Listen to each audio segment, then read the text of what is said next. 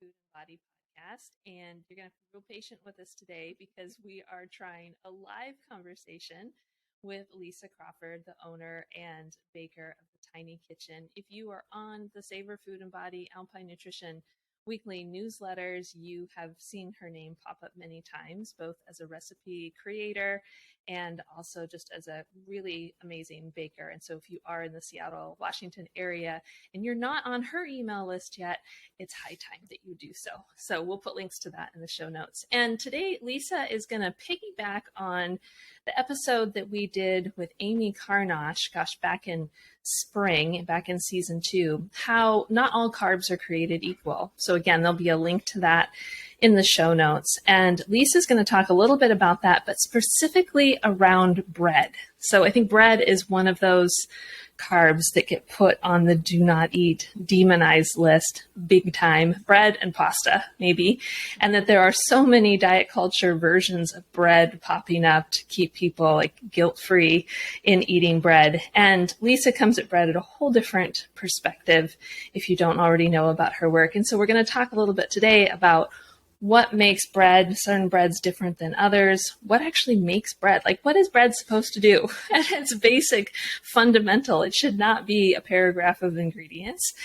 And what about sourdough? So if you were part of the sourdough bread kick that kicked off in 2020, the COVID pandemic habit, favorite habit, then this will be a great episode for you to listen to as Lisa talks about why sourdough is different, and then also why local grains and local flours can also make a difference in terms of the bread that you're eating. So, and then we're going to wrap up with Lisa's own story, her own midlife story around blood sugar and how, yes, you can have your cookies, eat them too, and have sustainable blood sugar levels. So, Lisa, thank you so much for being here, opening up your home and being patient with the technology.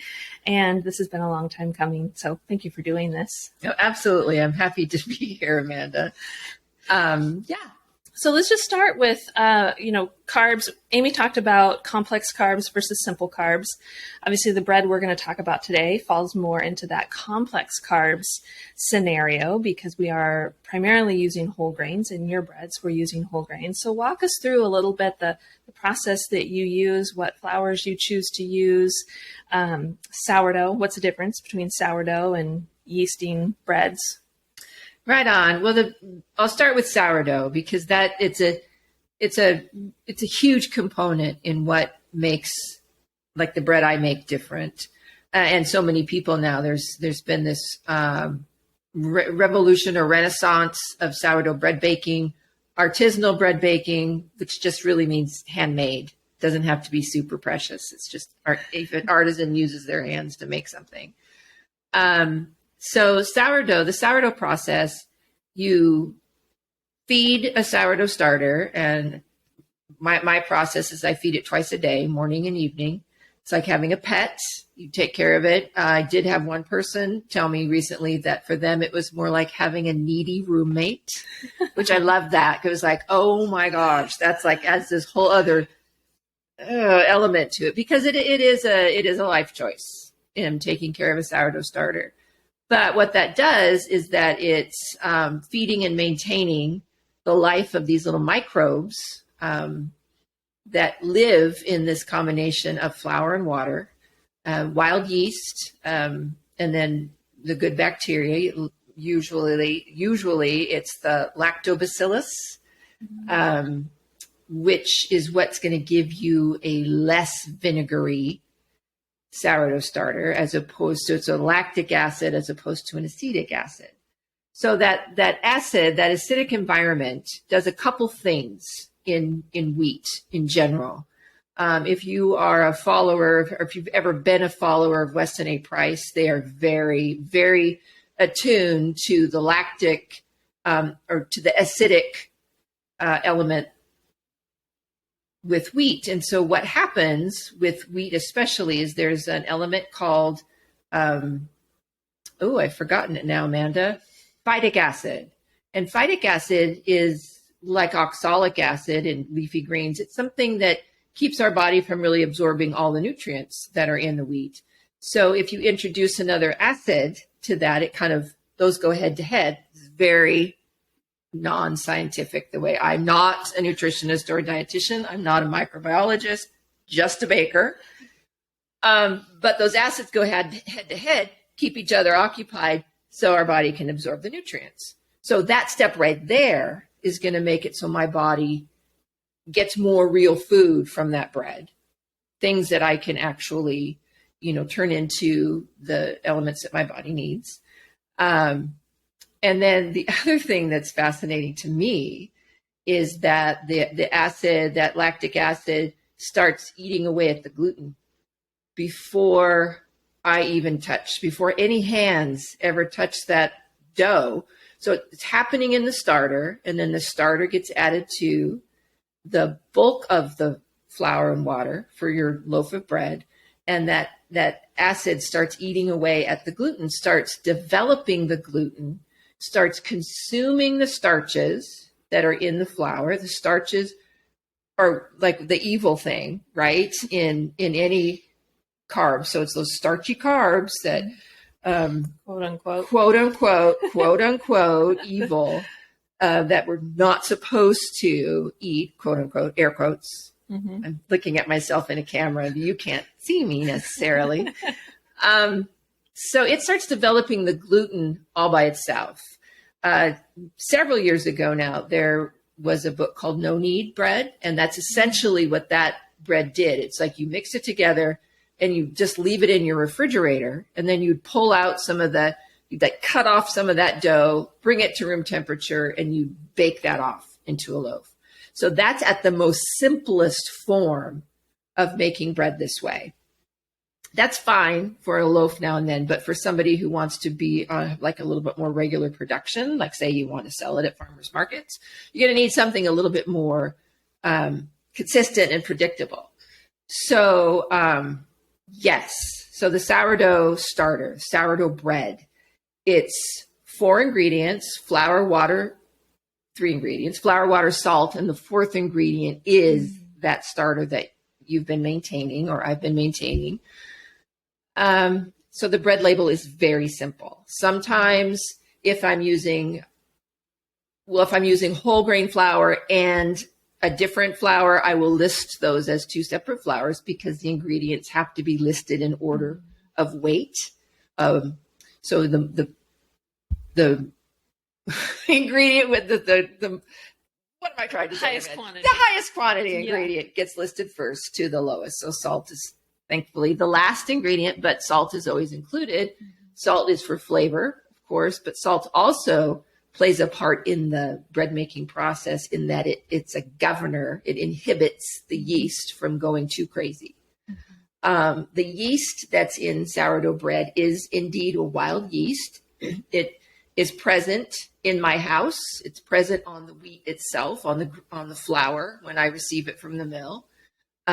So I can get a sourdough starter from Alaska or San Francisco or whatever.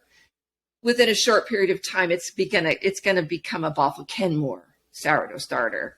It just will always take on the elements of place. I've never sent my starter in to be analyzed. That is something that you can do. And find out what is my culture made of, what bacterias are in there, even what strains of yeast. Someday, maybe I'll do that. It's just another thing on a list that I will never get to, probably. Mm-hmm. So that's the very basic of my bread. Mm-hmm. By choosing to use flours that are locally grown and locally milled, and by local, I mean within the state of Washington, and some of my, one of my flours is, the majority is grown in Oregon. That's pretty doggone close. Mm-hmm. The key there is that they're grown with care. So the mill I use is Karen Spring Mills in Burlington, Washington. A lot of bakers are now using this flour, not just in the Northwest, not just in Washington State, not just in Western Washington, but all over the country. They're doing a great job. They stone mill, and the owner, he selects grain from farms that are farming the way he wants, in a way he wants to support. So he wants them to be growing regeneratively, which means they're taking care of the soil.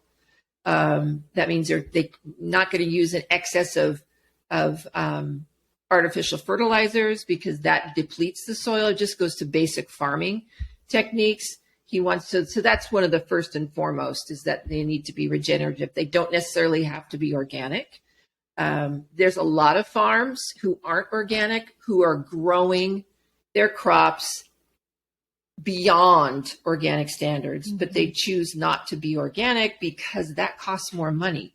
And farmers just don't have a lot of extra dollars. Small farmers don't have a lot of extra dollars laying around to get that certified organic badge on their products. So the fact, I know that the mill cares about how that wheat is grown. They don't want it to have a lot of chemicals, if any, sprayed on it. They don't want a lot of stuff being added, if any, to the soil, artificially to the soil.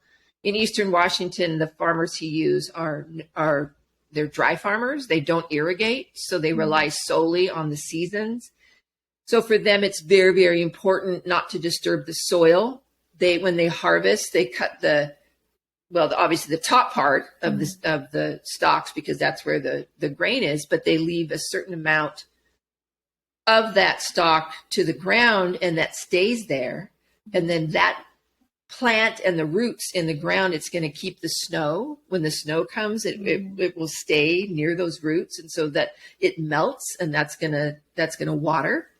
Instead of the snow blowing off and then having topsoil blow off, it's like they do everything they can to maintain that. There's one farm that I follow on Instagram called Moon Family Farm, and Amanda can put a note in the show notes on that, because their Instagram is fascinating to me to read their updates, the joy and the pain and the agony just the sheer hard work of growing this food. You know, it's a family.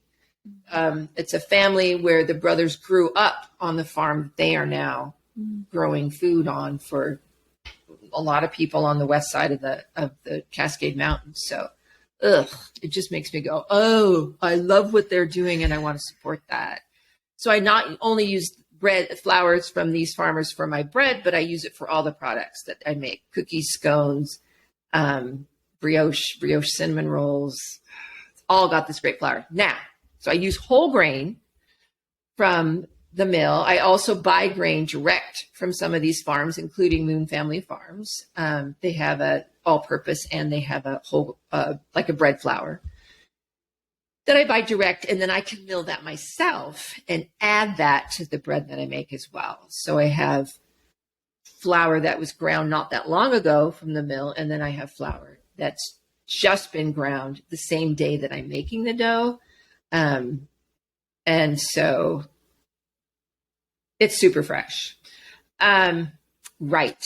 So I will tell you, and I've told Amanda this, and I tend to be tangential.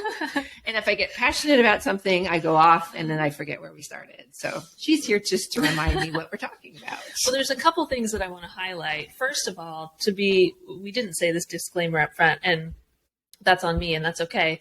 In that, one of the things Lisa mentioned about the sourdough is that the sourdough, the act of that culture, eating some of the gluten, one might think like, oh, great, well, I have celiac. So I'm allergic to gluten, so I could have sourdough bread, right? No. If you are in the camp of you have been medically diagnosed with celiac disease, sadly, sourdough bread using wheat-based flours or other gluten-based flours is still not for you. However, the rest of us that are in this camp of gluten sensitive, meaning you have not been diagnosed with the autoimmune condition of celiac disease, but maybe you just don't feel your best after having some gluten-related baked product, bread or other baked products. Maybe there's the brain fog, things like that. And so you've cut out all gluten, thinking like, oh, nope, I can't do gluten. It's such a bad food for me, quote unquote, bad food for me. one of the things that I've noticed just personally with Lisa's bread in particular, but general sourdough products themselves, is because that sourdough is breaking down some of that gluten, the sourdough products are much easier to digest. So whether that is an artisan bread, or Lisa makes killer sourdough pizza crust, bagels, things like that, just that act of using a sourdough culture versus yeast for the leavening of the bread has made the gluten sensitivity less severe. Again, that's my personal experience, and some of the other folks that have come to the market or some of Lisa's classes have shared similar experience. Again, anecdotal, not evidence-based, and if you are celiac, still no bread for you, sorry, sadly. But luckily, there's gluten-free options that have been coming a long way, so please stick with those. The other thing that I want to point out too is I want you to pay attention to how Lisa's talking about with the flours and the honoring of these families, the farming culture of growing grains, especially in the Pacific Northwest, where we do have very distinct seasons, especially if you're on the east side of the Cascade Mountains. And there's a lot of talk around, I guess, almost, how would we say it? Like a piety around like a holier than thou, like, oh, I only eat local products. And I mean, yes, I am wearing a eat local shirt, but Lisa and I want to be really clear in that we come at eating local and promoting local farmers, not from a holier than thou orthorexia. You may have heard me talk about that topic before, which can get really sticky in diet culture, saying if you're not eating local foods, well, any other food is just not healthy for you. And we are not saying that at all. We are saying in that when you choose, in this case, local flours and local grains, you are also supporting a local economy, and you're supporting these young farmers that are trying to come up in the world as farmers, whole families. And most importantly, and this is a little side note into my dad's experiment with local flours, and those of you that follow Alpine Nutrition on Instagram, you've seen the hashtag dad in the kitchen posts.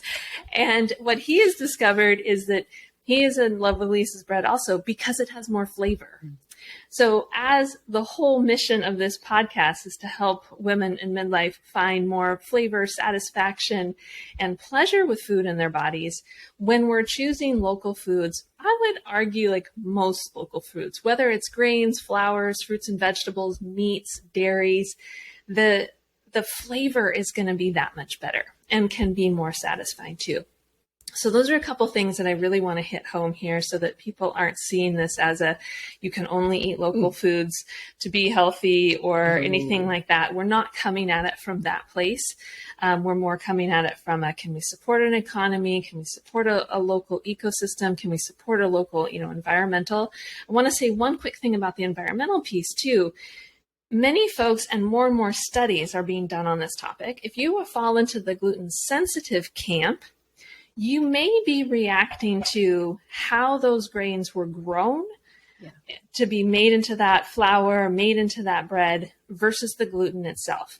And unfortunately, in this country, that would be really hard to tease apart unless you were choosing local grains and flours and working with bakers who know exactly where the grain is coming from.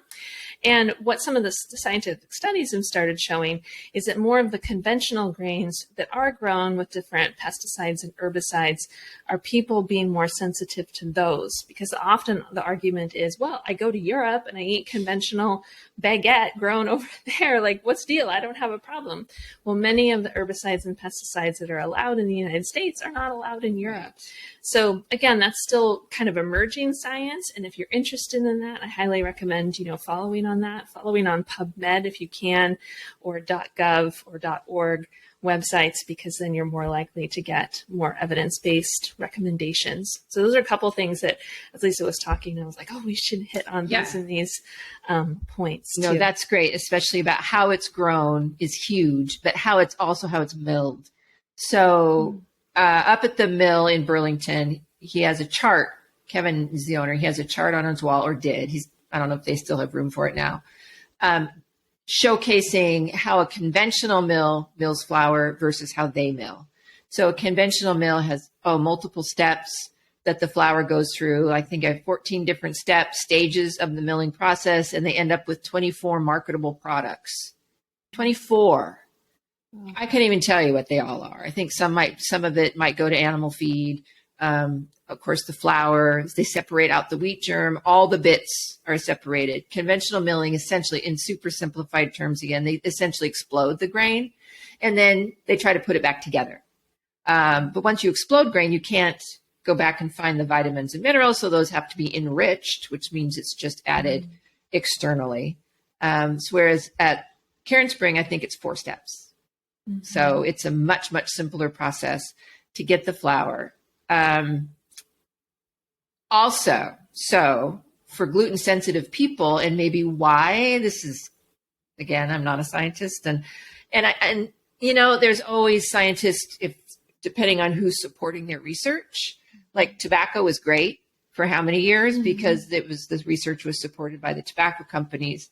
So there's a lot of big food interests too that are going to have research that supports their perspective.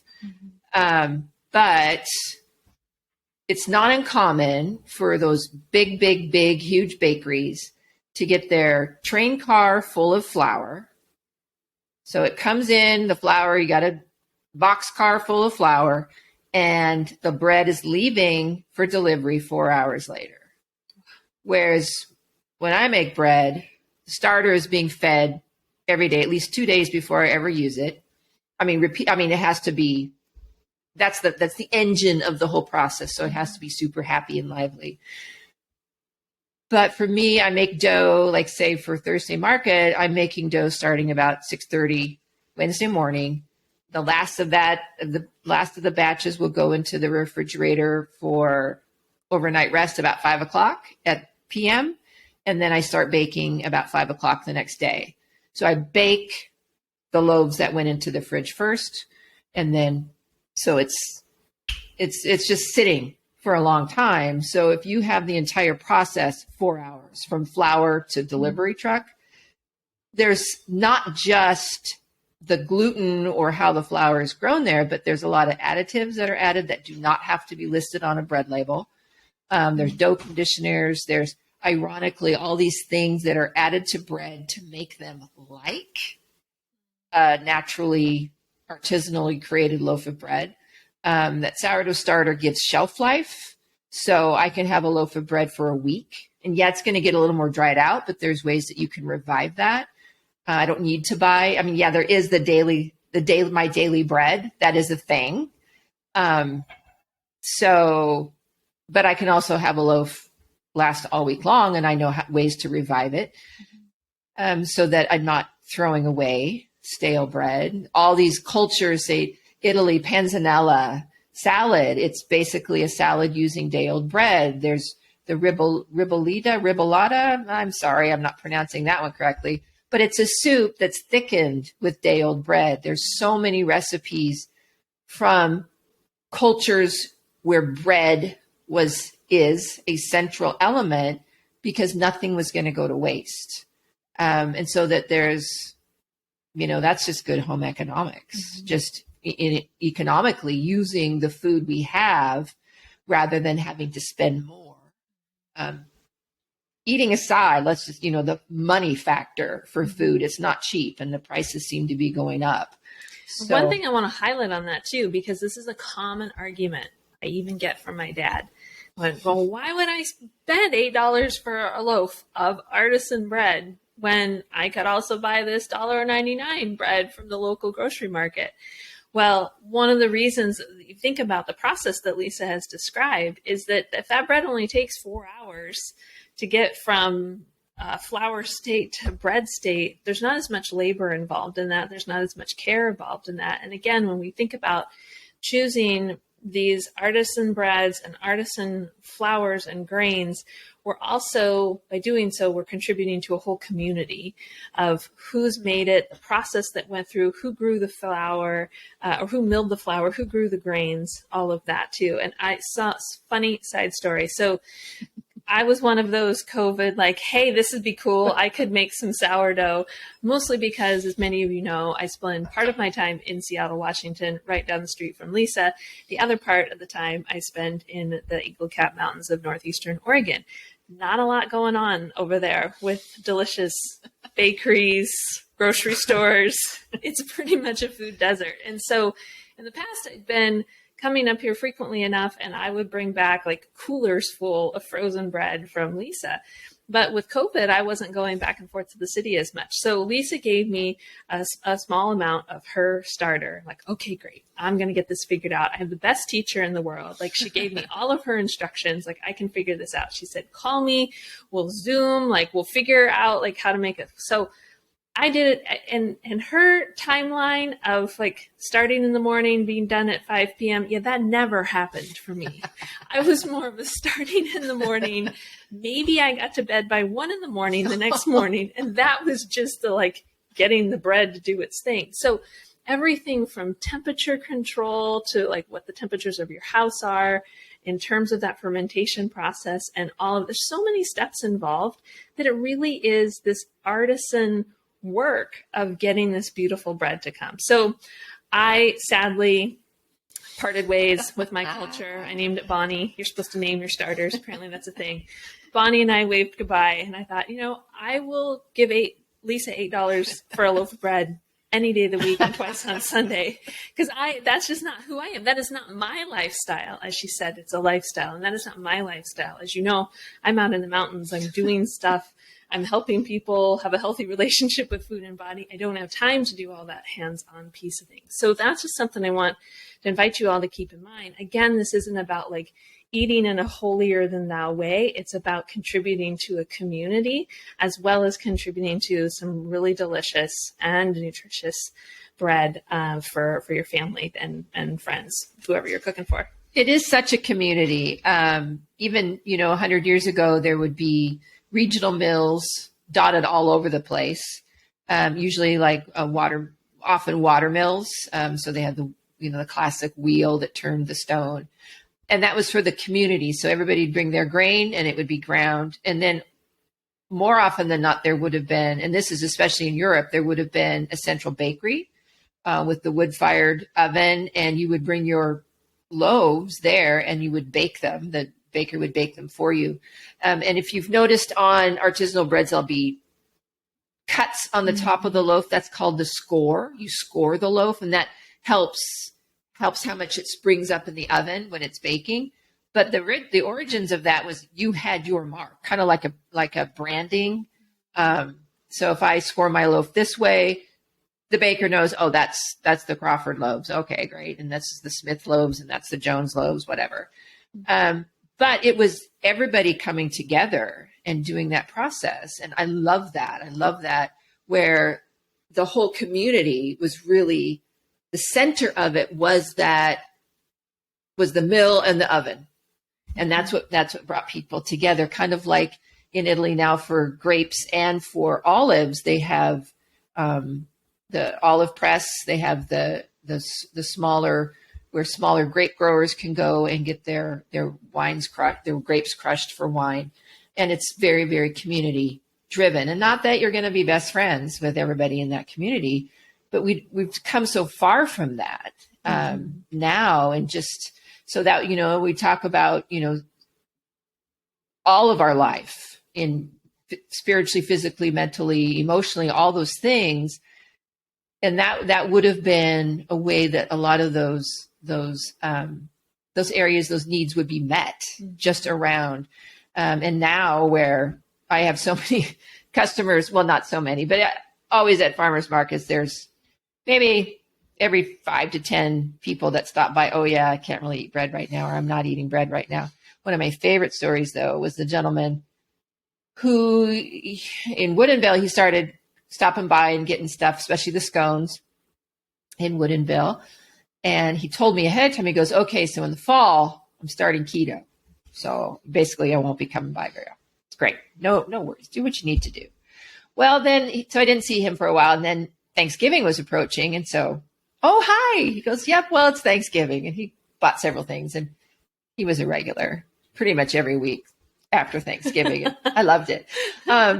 So I don't know. We didn't talk specifically. At one point, he said, "Now, don't ever take it personal if I get mad at you for having him, offering these things that it was like I was forcing him to buy them and eat them to break his keto diet." I know. So hopefully he found a way to balance out and enjoy carbs.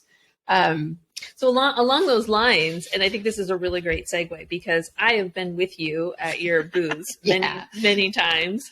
And she always pulls me in. She's like, no, she's the dietitian. Like, this is legit. You can have this. And so we often have some fun conversations with people, some fun, like non-diet, undiet your life conversations around bread. And Lisa herself and I have had some really great conversations around concerns around blood sugar. So I often get the question, like, okay, especially from women in midlife, going, Amanda, my blood sugar is changing. I used to not have any problem with my blood sugar. Now it's going up. I don't know what that's about. I'm concerned that I'm going to get diabetes or my cholesterol is going up. And then we get hit also with this messaging of, hey, go try keto because that's supposed to bring your blood sugar down. And all of this diet culture noise really comes in and tries to prey and hit home on women that are in midlife. So Lisa and I have had many conversations around how do we still keep the really delicious, yummy bread products and baked goods and still be honoring what our health is doing as we're entering into this new stage of life. So Lisa, if you feel comfortable, I would love for you to share your story. In the fall of 2020, I see a naturopath and she's great. She calls herself a data person. So she's really into blood. She takes all the tests for everything. And at that point, my blood sugar, my A1C had always been okay. And at that point, wasn't really paying attention, but it was up to 5.5, which 5.7 is when you turn into pre-diabetes, which, as my husband found out overnight with the stroke of a pen, billions of people became diabetic overnight because they keep lowering those threshold numbers. So, and I had this is a side note, one person told me, was that you? Who said that's because there is a new drug that came out? Oh, yeah. Usually that's what's lurking behind the scenes. They can be tied to pharmaceutical things. So it's like, what do these numbers even mean, right? Okay, but that's not my story to tell. Anywho, so 2020, it was 5.5, that was fine. Well, then in January 2021, my sister passed away from cancer. Actually, she officially didn't die of cancer. She was an 8-year stage 4 cancer survivor. And then there was this other secondary condition that attacked her liver, that the only way to get rid of the secondary problem is to get rid of the primary problem, which it was a catch-22 because of her liver and the cancer was in her bone marrow. So it was blood. And anyway, and at that same time, I was always starting my new little bakery business. So it was a great time to start a business when a close personal loved one dies. So 2021, still in COVID, starting this business. My sister died. I just didn't even care about what I ate. I was just if I want 5 cookies, I'm eating 5 cookies. I didn't care. And it is not, I've never been a dieter. I've cared how I looked, and those conversations that Amanda has had with these great podcasters on here about body image and, does my butt look, that new one that's out, does my butt look, or jeans make my butt look big. Yeah. All those things. And even the things about, self-acceptance. We don't have to love ourselves, but accept. And anyway, so I've gone through this whole gamut of all those feelings. But with blood sugar, and this year of 2021, so then February of this year, 2022, I had my checkup again, and she took blood, and it was up to 5.6. So it'd gone from 5.5 to 5.6, and so then that's the almost to 5.7. And I was a little freaked out. I wasn't totally freaked out because my husband is technically diabetic and he does take medication. I don't want to have to take any medication. May have to sometime, and I'll have to just deal with that if that happens. But so we've been living in this world with limited sugar and especially for him and whatnot. So I was a little freaked out though. I'm like, oh, okay, this is new. And so there was Amanda stopped by for bread or something one day, and we were sitting having tea. And I said, so I don't know if we've ever really talked recently about blood sugar, but what do you do in terms of, her philosophy and worldview and all the things, the health at every size and intuitiveness. And she's like, well, it's not so much what you take away. It's what can I add? And you never hear that. You never hear in any conventional, even at my naturopath, you don't hear what can I add? And I will say that, so I'm a cooking instructor, and we have classroom assistants, and I had one assistant shortly after this conversation that I had with Amanda, and she herself is an RN who is pre-diabetic and is trying to control it. And she adds, and she's not necessarily health at every size or anything like that. For her, she's always been quote unquote healthy. She's never been quote unquote overweight. She's active. And so for her to have these high numbers, it's been baffling to her.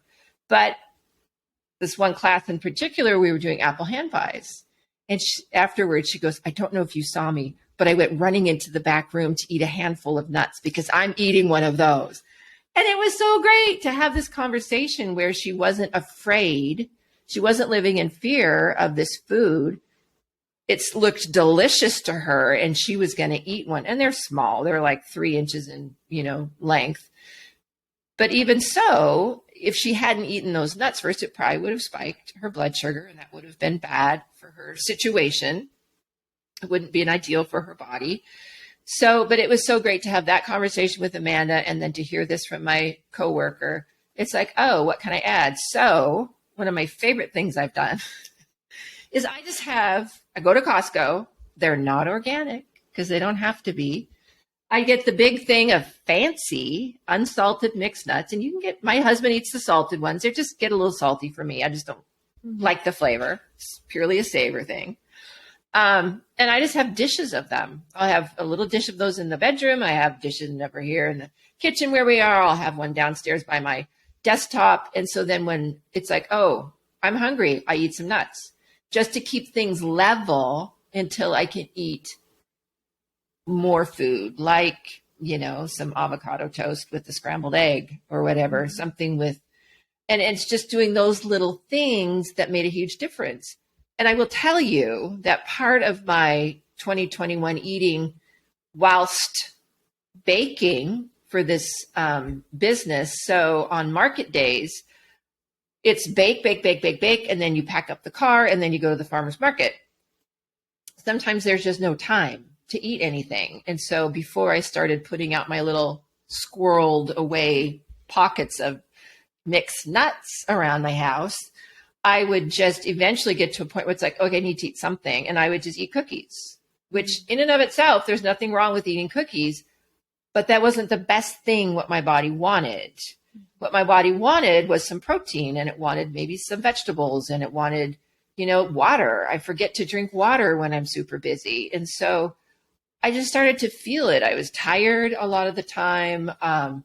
The focus, I was having, multitasking is also a myth, but that's not really what this podcast or Savor Food and Body is about. But just to tell you, it's a joke.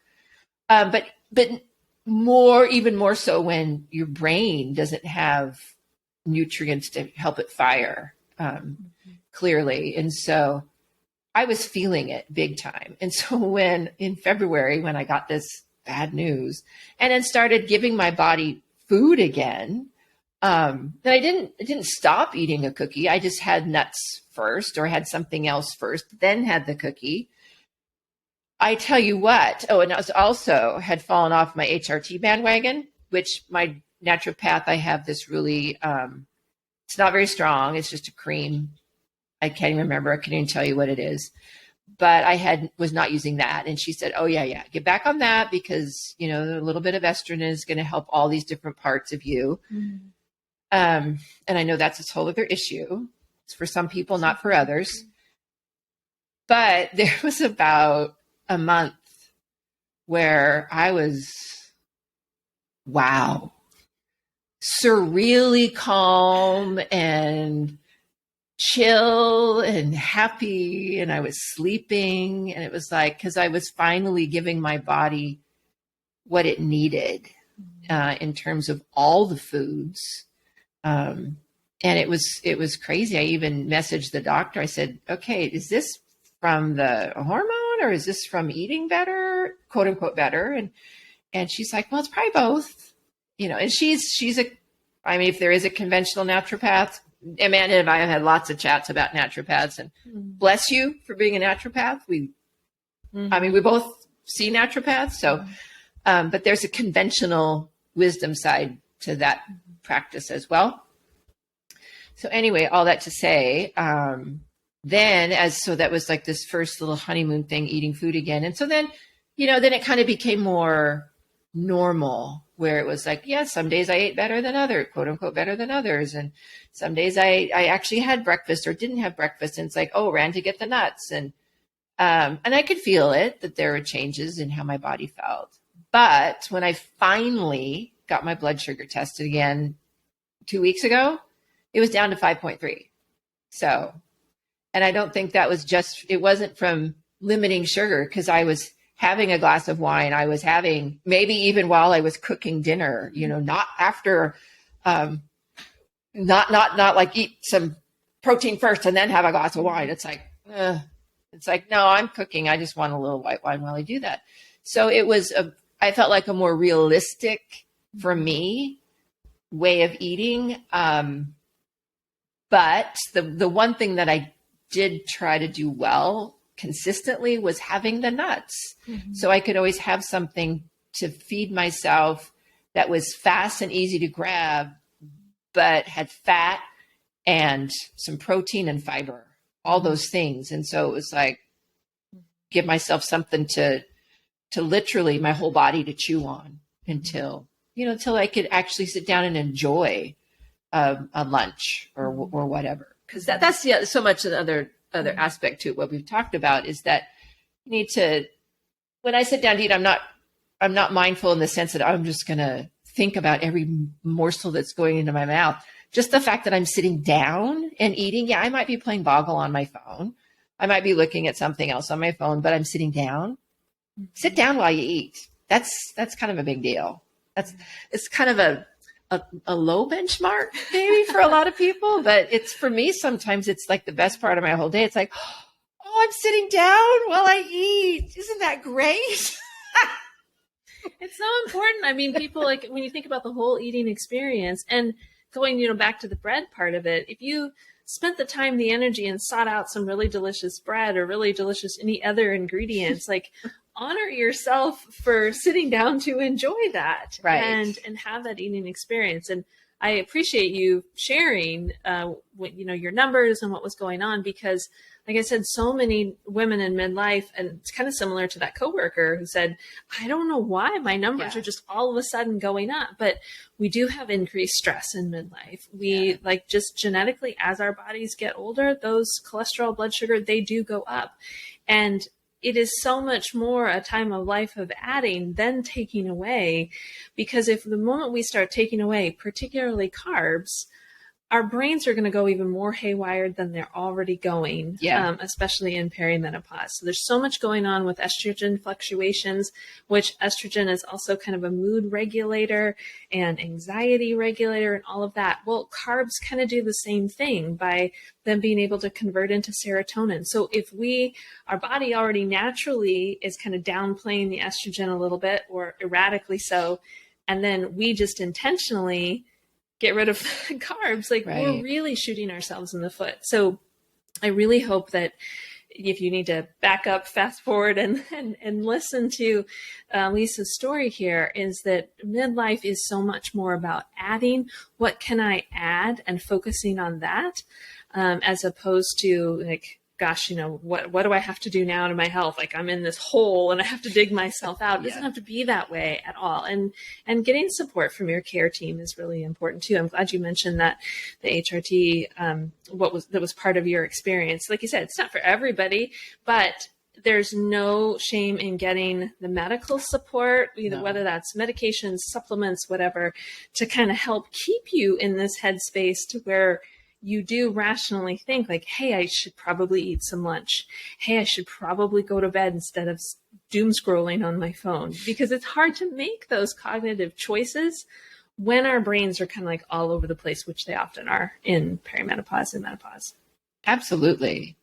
And so it's been really great to be a baker. And I have to tell you, I've been baking for years, and with my body change, so my body started to change when I was 30. It's like when I was 30, I couldn't just eat anything I wanted and not have it affect me. By the time I was 40 and a mom, I had made some lifestyle changes because I needed to. I felt like I needed to. And so I did. I started to be more active. I didn't really change a few of the things the way I was eating, but mostly it was just I added consistent activity.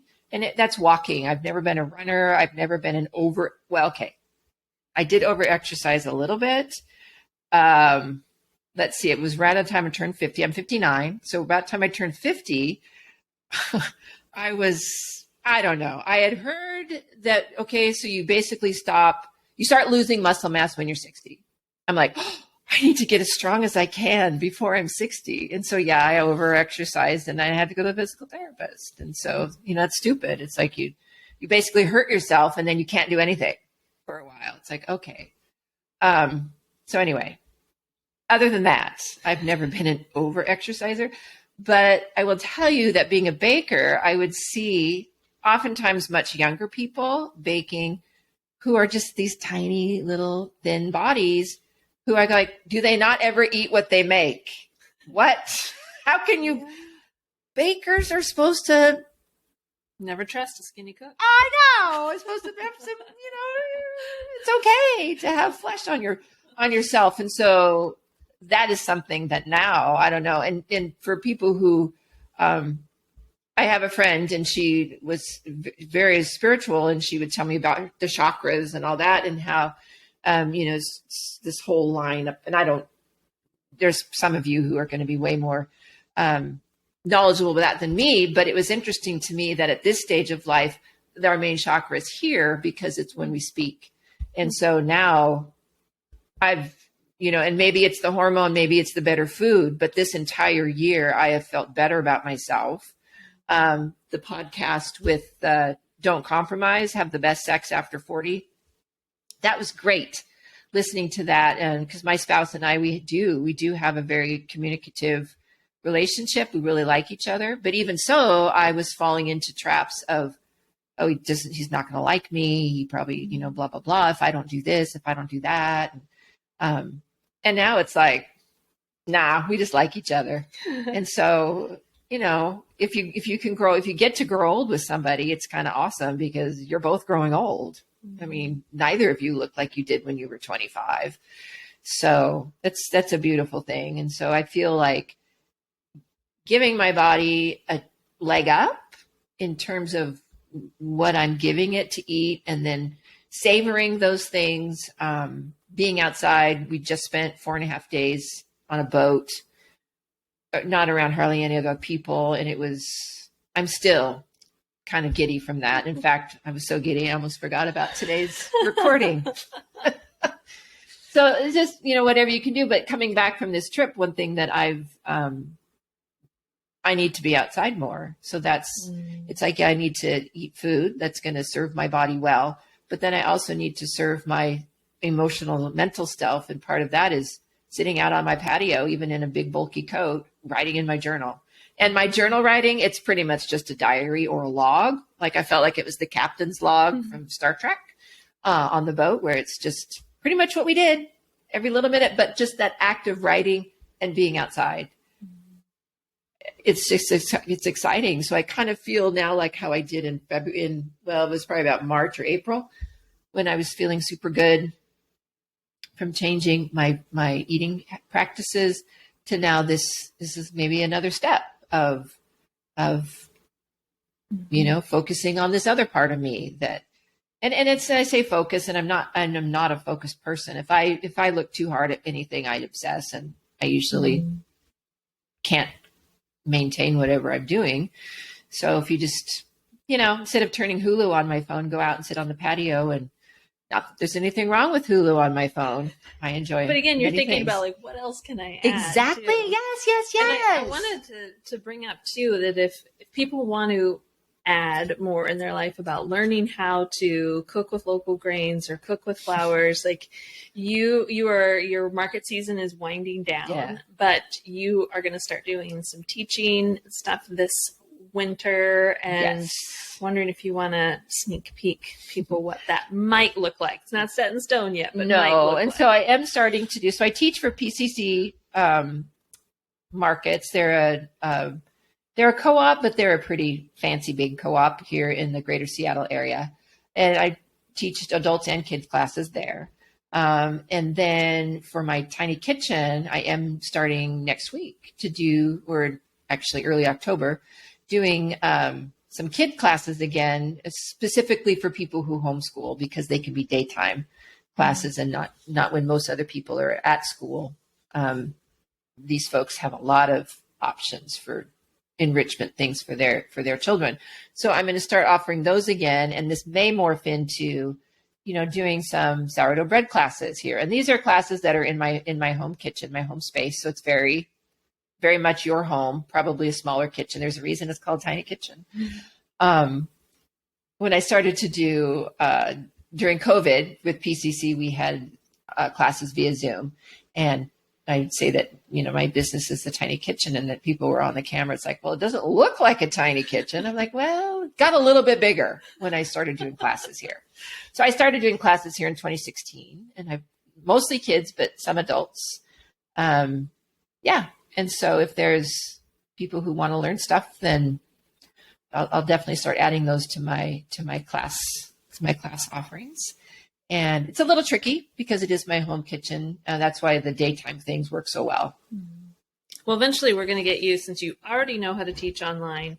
Teaching online and put you under offering some classes under Saving Foodie Body. That would be my hope. Yes. So we'll keep that in the works. And that was because I do know how to look in a laptop camera now on Zoom, and we have lighting and all that stuff. So, and the space, it works for that. All you see right now is the ceiling fan behind us, but at least I turned it off so you wouldn't get dizzy. Well, I'm so glad you decided to do this show with us, and we've talked about it for a long time, and I'm glad we finally had a break in your baking schedule so we can get it done. So for those of you that are not, like I said, not already on Lisa's email, that's the best place to see what she's up to, whether you're in the Seattle area or not, because even if she posts some blog posts or anything like that about baking, so definitely check out that link below in the show notes, and so that you can get on her email list. And if you are in the Seattle area, she offers porch pickups, and she will have some more fall holiday market opportunities where you can get some of her yummy baked goods. So definitely go and find her and nourish your body with all of her deliciousness. So thank you for being here. You're very welcome. Thanks, Amanda. Amanda's one of my favorite people, by the way. Maybe you couldn't tell, but I'm a big fan. Thanks, everybody. Take care.